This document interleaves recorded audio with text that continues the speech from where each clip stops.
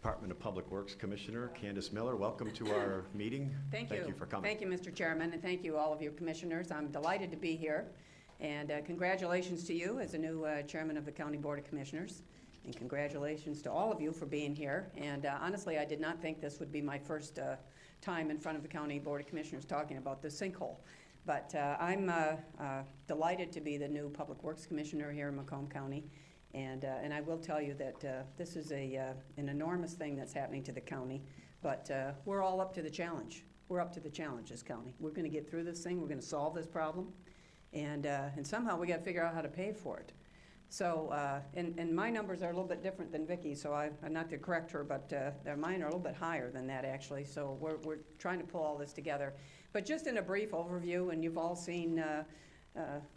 I'm sure you're following in the news what is happening, and we have extended an invitation to all of you. Certainly got the emails this morning, and on Sunday we'll be having an event where you can all come and get the engineer brief.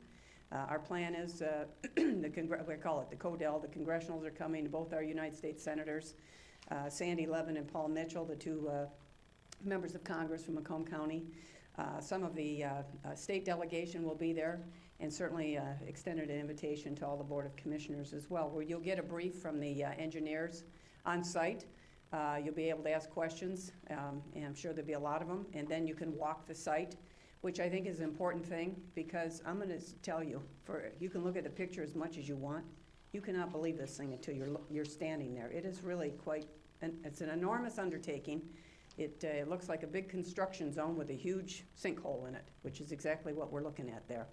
So this sinkhole, as was mentioned, began on Christmas Eve, and it is the mid. That's what we refer to it. This stretch of pipe is the mid, which is the Macomb Interceptor Drainage District, and it's under the Public Works Commissioner's purview, which is the umbrella for 11 of the Macomb County communities. So every community in Macomb is not in it, but 11 communities, you all know who they are, and including Selfridge Air National Guard Base.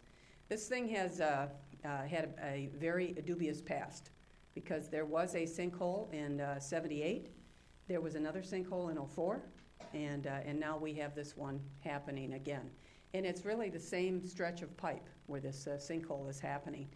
And this is an 11-foot diameter pipe.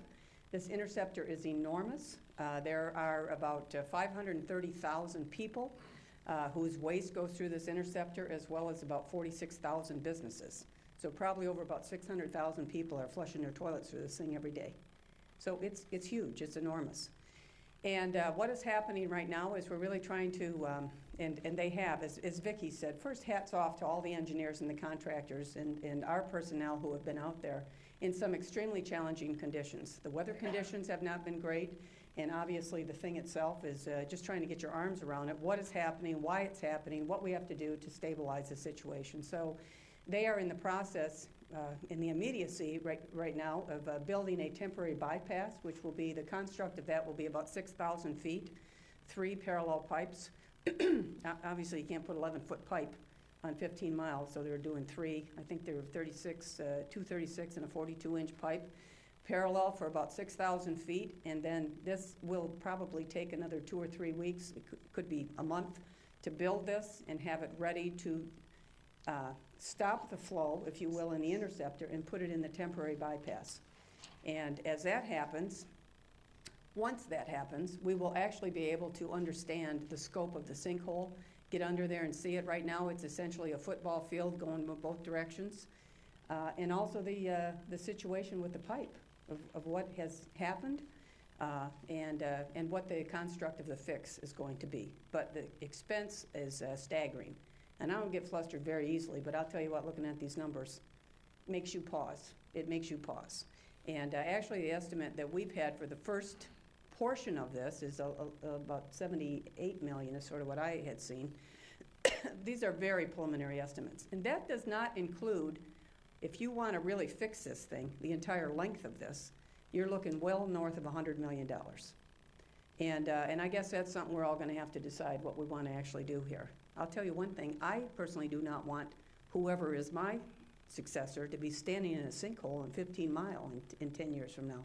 So we really have to look at this. And I think we all understand, actually throughout the country certainly, but in so many areas, we have just as a society probably not invested enough in our underground infrastructure for all kinds of reasons, right? I mean, you run into a pothole, you see it, you feel it, you know you have to fix it. But this is out of sight, out of mind. But yet it is something that is so important for our quality of life and for us to live properly. So at any rate, they're building this temporary bypass. They are also sort of bookending this sinkhole with what they call grouted pillars. And there are a number of them now, and they might have to put a couple of rows of them. And that essentially stabilizes the soil so that the sinkhole does not continue to migrate. So they're trying to do that. They're also dewatering this area. I think they've got 22 of 26 dewatering wells that are happening. We're sort of trying to pull the water out of this area so that it's not all infiltrating into the pipe. You keep hearing us talk about asking the people in the 11 communities to restrict their water usage. This is very important, and we've had some great success with that because we have not had to discharge since the initial discharge where they discharged raw. As was mentioned by one of the residents, almost 13 million gallons of raw sewage went into the Clinton River on Christmas Day. And the choice then was you're either going to dump it in the river or you're going to back up into people's basements. And not much of a choice. Obviously, you have to dump into the river. But we never want to discharge in the Clinton River. And one of the things that we have done now is we have actually put disinfectant, so we have product at 6 strategic locations at where we might have to pump if we have to discharge, which is a constant threat. So far, we haven't had to do that again, but we've had a little bit of rain, not much. If we have a heavy rain, we're going to be back into this, probably a discharge. And so we have disinfectant product available to disinfect with booms and everything so we can do our very best job with this as we have to, if we do have to do that. And then we'll have the availability of also doing real-time testing. If there's any residual chlorine, if there's E. coli, whatever, we'll know what we're doing, which is not going to be good, but hopefully it'll be much better than raw. The street, Epperline Road there, I know you've read all of this, but we had to evacuate 20 homes there, actually 23 homes. 20 of those homes, those folks have gone back to their homes. So we've built a temporary bypass. We had to, get an easement that we've paid for next to the strip mall. Fortunately, the guy had a vacant lot there, so we've constructed a ingress-egress, something they can plow, get the emergency vehicles. So those families have been able to get back into their homes. Unfortunately, there are 3 families, very unfortunately, who are never going back into their homes. These houses have been condemned, and I know that, some people say, well, you've got governmental immunity, we'll just see how it all works out. I personally don't think that's the right approach. First of all, you don't buy insurance for a sinkhole, maybe in Florida, but not in Michigan, certainly not in Fraser, Michigan. So we're trying to figure out, and we're in the process of doing appraisals right now, if we can come to an agreement with these folks to actually have the county, the MID, I should say, that's the MID, purchase these homes, and so that's one of the things that we're looking at there. Let's see, what else did I want to tell you? Oh, the MID was bought in 2009, and talking about the history of this thing, whether or not that the pipe should have been bought is in question. I've been told that this was purchased over the objections of some of the engineering staff in the Public Works Department. But for whatever reason, there was a decision to buy this from the Detroit Water and Sewer Department. And so we own it. And they were bought in 2009, and in 2010 there was an inspection done, and there hasn't been another one done since. Whether or not this should have been inspected more, we're looking at the inspection logs. I mean, there's lots of things that you can start pointing fingers at, but really what we need to do is think about how we're going to fix this thing long term. And there are a couple of theories of why this happened, and I guess I would just mention that, and then I'll be available for questions. This is only a theory, and we won't know until we actually look at it. But it's interesting because one of the engineers brought this, so we started, really sort of dissecting, if you will, the logs, the inspection logs and that. And I wish I should have brought this map here, because if you look at this length of pipe, right within this area here where these sinkholes have been, in '79 there was a contractor who drilled some holes in this pipe to check the integrity of the pipe. So this contractor drilled 11 holes in one section of this pipe. And the holes are about 2-inch in diameter on the top of the pipe and then the bottom of the pipe. And then he drilled 2 other holes, one upstream and one downstream. And if you look at where these 11 holes were, that's where the first sinkhole was. That was the first collapse of this pipe. And if you look at the other one upstream, it is right in the middle of the box of where the sinkhole happened in '04. And if you look at the other one, it is right in front of the home on Eberling Drive that's going into the sinkhole. So it's a theory, but if this is the theory, potentially, what has happened is, you know, these small holes, the silt under this, the ground there is bad. The soil conditions are very poor. I mean, people, you know, you've got running sand going on there. You could have had old riverbed down there. And then there's a clay, good Michigan blue clay on the top of this pipe. Too bad it's not underneath.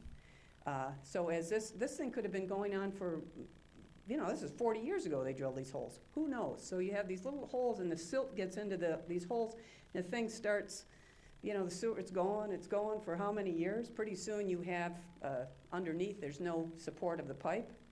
Now you got this clay liner on the top, the thing collapses and the sinkhole is happening.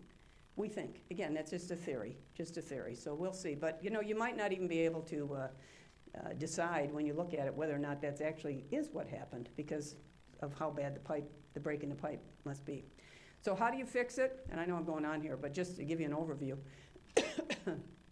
the best way to fix it now, this pipe is a concrete pipe. It was not reinforced. There's no re-rod in it. You know, back in the day, who knows, whatever. But now there's some really very significant technology for lining the interior of these pipes. It's actually called Hobos, which is the name of a company, but they have the patent on this particular, it's like a polymer that is stronger than concrete, and it's unbelievable stuff. And if you were to line this pipe, it's very expensive, but you will strengthen the pipe. You will have extend the length of the pipe. It could be for a couple hundred years, they say. I mean, it's unbelievable product. It's very expensive. So we know we have to fix at least this stretch of it. But if you really want to fix this whole pipe, now you're talking well north of $100 million, probably, is what they're telling me. So I know that's not what any of us want to hear, but something has to happen here. So we're going to be, and I appreciate the working with Vicki and everybody. This emergency declaration gives us at least the vehicle that we need to try to access some other funds other than just floating a bond issue. We've already met with bonding attorneys. We're starting to talk about what we have to do from a financial standpoint here. We're probably going to do a short-term bond, maybe a long-term bond, because we need some immediate cash for many of the expenses here. But there's a potential of some state funding, maybe, or at least through the state revolving fund, where that's the interest rates right now, depending on the cycle of the state revolving funds, are between 2%, 2.25%, maybe 2.5%. Still, it's low, it's cheap money.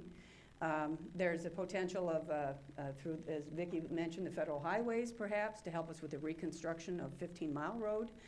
There may be a potential of what they call WIFIA grants, which is through the EPA. And we're going to work that, and you can believe me, I'll be asking all of our congressional delegation on Sunday to help us with that. And so we're just going to look at every source of revenue, but there is no guarantee of any money at all. We should start with that. I mean, I've talked to some folks. I used to be on what we call the TNI, the Transportation Infrastructure Committee in the House. I've talked to some of them. They say, well, you know, yeah, that's too bad that's happening to you, but we've got problems in our state too. So I don't know how we're going to do here. They don't earmark anymore in Congress, and we'll just do our best. But thank you all for listening, and we look forward to hosting you on Sunday, and you can really get a good firsthand view of the magnitude of this. Great. Thank you very much for that update. I'm sure there might be one or two questions for you. Commissioner Brown has expressed interest. Commissioner Brown? Yeah, thank you. Welcome, Commissioner Miller. Thank you, Commissioner Brown. How much cash is available in the district, into that OMED district, to help you with working capital? That was always been a question of, it's always don't know if you're opening a box full of cash or it'd be receipts. How much money do you have to work with existing now?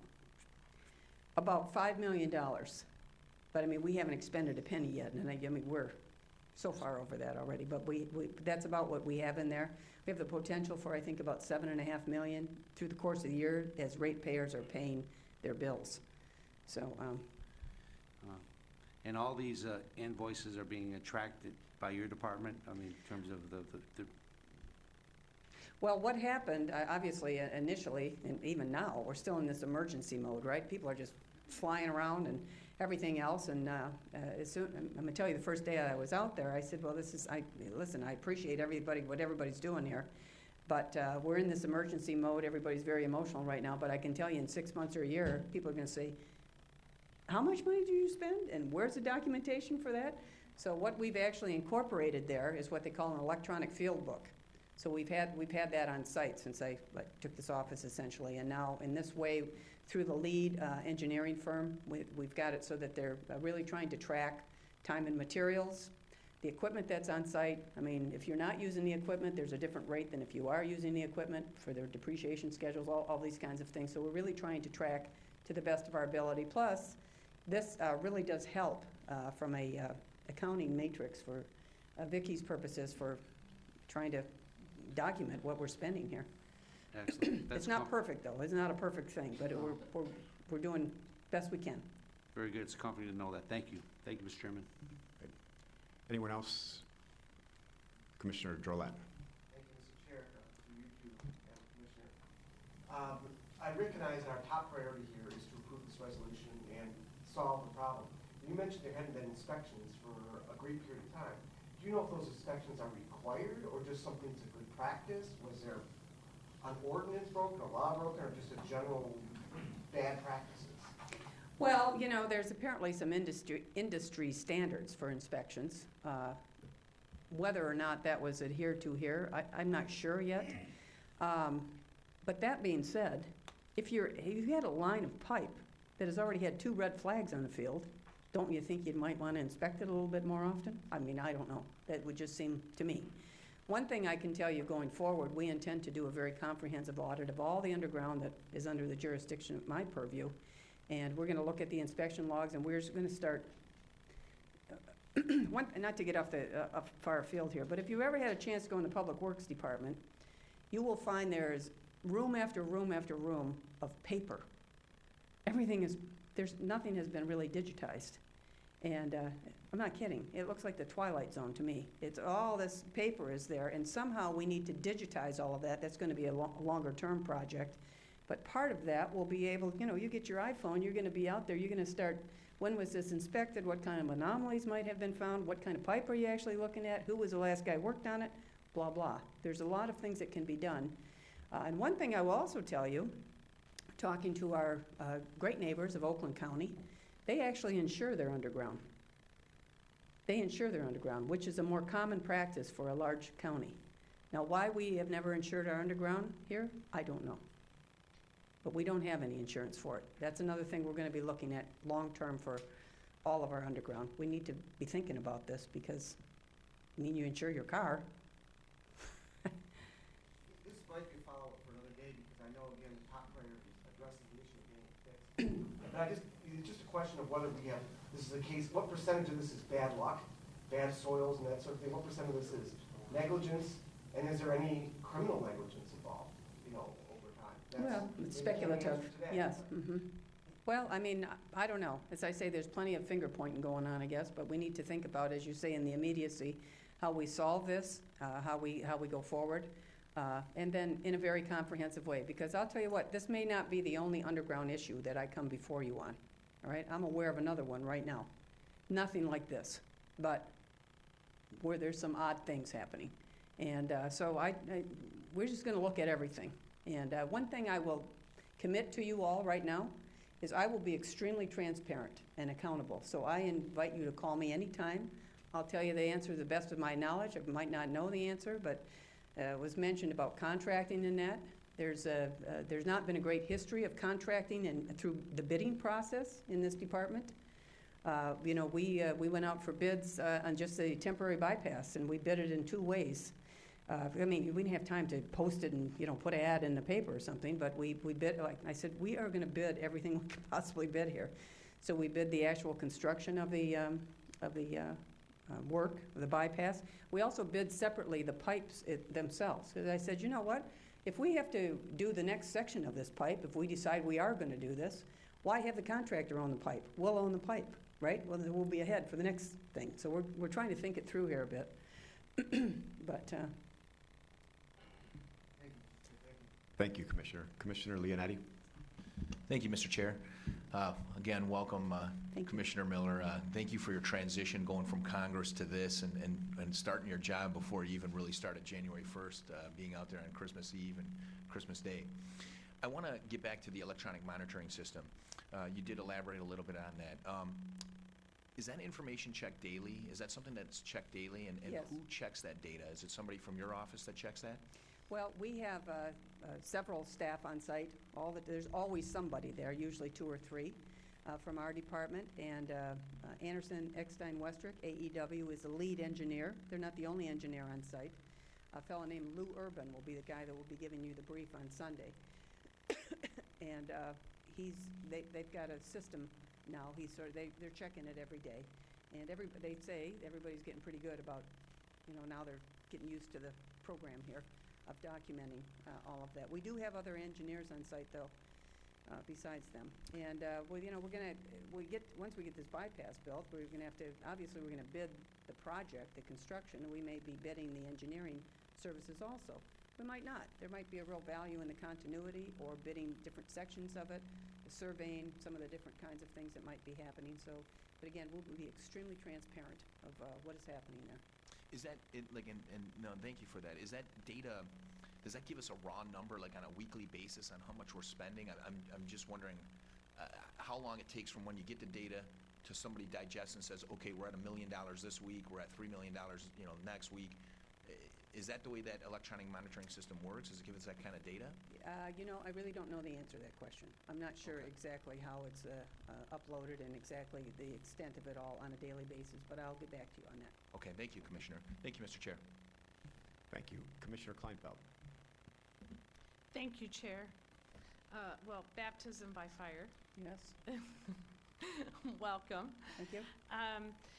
I was actually surprised that the pipe was 55 feet below. I didn't know that we had pipes 55 feet below ground level.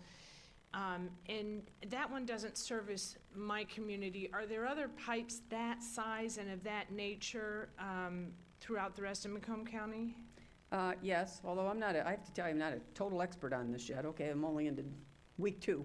But I have been looking at all the schematics and that, and yes, there's another system called the OMID, which is the Oakland-Macomb Interceptor District, that is also very large and below ground, about 60 feet below. And quite frankly, most of that within the borders of Macomb County have been rehabbed, so to speak, with this Hobos material I was talking Okay. about. I think they've spent, I think they said $57 million on lining that pipe. So, but yes, there are others. Okay. One other thing for those that are from Warren, Warren has their own system, right? Warren, and you're probably very familiar with it, you fellas, but you also know that that's an old, antiquated system. And Warren, there's been a lot of chatter whether or not Warren would be a member of the OMID, whether they would be a participant of that, or whether you will have your own system. That's yet to be determined. But Warren, let's just say, right, because of the antiquated system, has been a problem with the Red Run, with Bear Creek, et cetera, one of the worst problems in the county. But hats off to the city council, because just at the end of December, they voted to buck up $52 million for a bonding resolution to do one of 2 things. I don't think they've quite decided which way they want to go yet. You're talking about buying an old elementary school and building a retention pond there and various kinds of things, but it's expensive. And that's just one city, right? That's just one city, $52 million. And hopefully you can get it for that. So hats off to Warren for at least, something's going to happen there now in a very good way. Yeah. Well, I don't think East Point's lawsuit had anything to do with that decision. Not according to Steve Duchesne, right? So and my son's on East Point City Council, so yeah, Oh, they okay, would yes. taking a little bit of credit there. It's pressure points, right? Pressure points. So as we go through this process for other meetings, I mean, it's been brought to our attention, the problems with the lack of retention basins in St. Clair Shores and all of that. I think it would be really helpful after you get a little time in and you have a chance to get on top of this thing, that we have discussions of the other problems you're seeing. And the thing in St. Clair Shores, there's different ways to fix it. And I think that there's an interest here to know about the different ways and to be able to ask questions and maybe participate a little bit in that process. I appreciate that, because, you know, with all this sewage, listen, we don't have clean hands in Macomb County, right? And sometimes it's just easier for us to go along here and not get things fixed. And like I say, Warren's a great example now. They're doing the right thing here. But this is, you know, we have pump stations in Macomb County that discharge. Now, they discharge and they say they disinfect to bathable standards, is what they call the MDEQ current standards. I will tell you, I was just talking to my friends in Oakland County today, and you may see some of these comments in the paper, because I think the release went out. But I said, you know, you got to be kidding. We are doing everything we can. I mean, I'm getting emails every 2 hours from our guys looking at the flow in this pipe. We have a collapsed sewer. We're looking at the flow in the pipe. We're trying to move the capacity around within the system so we do not have to discharge into the river. And this is all going on, and we're, you know, gosh, every morning, and we go, oh, gosh, we didn't have to discharge last night, right? That was good. And Oakland County, with this little bit of rain, just discharged out of the George Kuhn. So they discharged. So they said, well, I said, you know, you get the same amount of rain. We have a collapsed sewer. Well, ours is different, because ours is a combined system. And I said, well, that's right. You got to separate your stormwater from your storm sewage. Well, that's too expensive. In fact, I used Warren as an example. I said, Warren is not the most affluent community in the world, and look at what they're doing.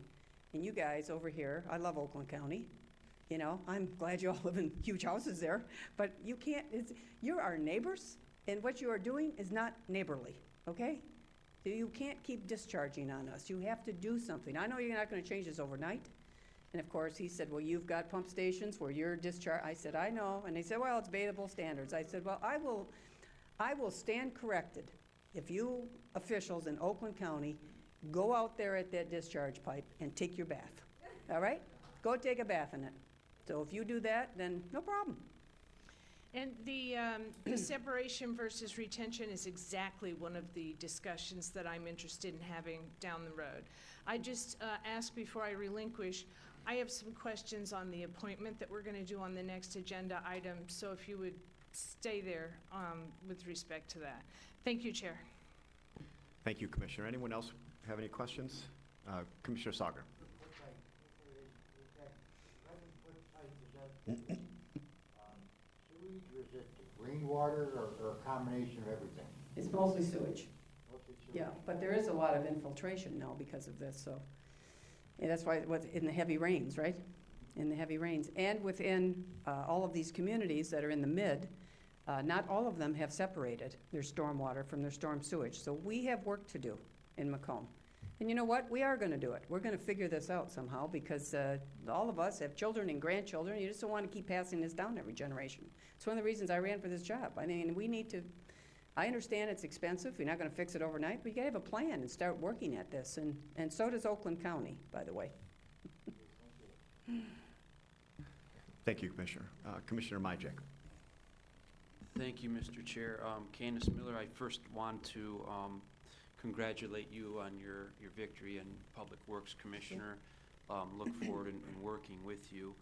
And the second thing is, I think your office, Executive's office, Vicki, and everyone else involved with the sinkhole has done a fine job for what I've seen. I look forward in playing a positive role, what we can do here on the board to help you out with that.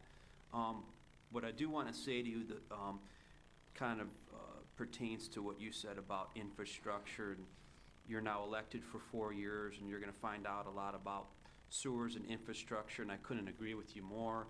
The lack of spending as it comes to our infrastructure relating to our sewers and roads. And the thing that bothers me about this is, you know, you either pay now or pay later, and there's no free lunches. And I hope that during your tenure here, your 4-year tenure as Public Works Commissioner, that as you find out things, you can find out a lack of investment. You know, we're not just spending enough in this. And I hope, if I would say one thing to you that you would remember, I hope that you will have, I guess, political courage to do the right things in terms of letting the residents know, whether it's through taxes, fees, or bonds, that in order for us to upgrade or get our infrastructure to where it needs to be, that there's a cost to that. We either pay in the future, we pay now, and we know it's going to cost more if we wait for the future. And you know, I just say this because I care about this deeply. We were at the Mound Road meeting at the gazebo a few weeks ago. I feel very strongly about that the state fails in its responsibility to take care of the taxes as it relates to gas taxes, to adequately fix our roads, because all the roads in the whole state are in poor condition. So that's how I would just leave you at that, as I hope you'll have political courage in your next 4 years in doing something that may be unpopular. You know, but I think that residents want to live in a safe, clean county, and are willing to pay a little bit more, knowing that our infrastructure will be better long term. And I appreciate those comments. You know, one thing that I would really like to see here is a sort of a goal of mine. You know, the governor actually just did this 21st Century on Infrastructure Commission. They did sort of a listening tour all over the state. They went to Traverse, and they were at Grand Rapids and Detroit, et cetera. And one of the themes throughout this is something I've been talking about, is where we have to coordinate with all the affected stakeholders when you have a finite amount of infrastructure investment, so that, and we've all seen it, right? You're driving along Van Dyke, all of a sudden they got to tear up the road. They just did this 3 years ago. Right now somebody has to put in fiber optics, or something else has got to happen here.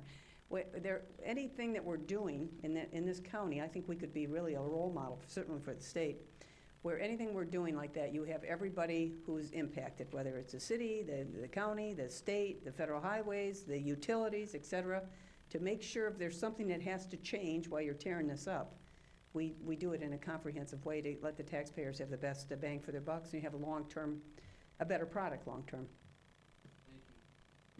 Thank you, Commissioner. Anyone else on the first round? Commissioner Kraft. Commissioner, Yes. congratulations to you, and thank you to your team for responding. And it was great to see you hit the ground running with the team. I'm just wondering, is there any sort of time frame for the completion of this project? I know there's a lot of variables, weather, you know, soil, like you said. Is there any sort of guesstimate for the time frame for this project? The guesstimate would be for the whole thing about a year. Thank you, Mr. Chair. Thank you. Anyone else on the first round? Commissioner, I have a couple things too. First, I'd like to state I've been out to the sinkhole. I've talked to many residents and business owners, and I will just back up what everybody else has been saying.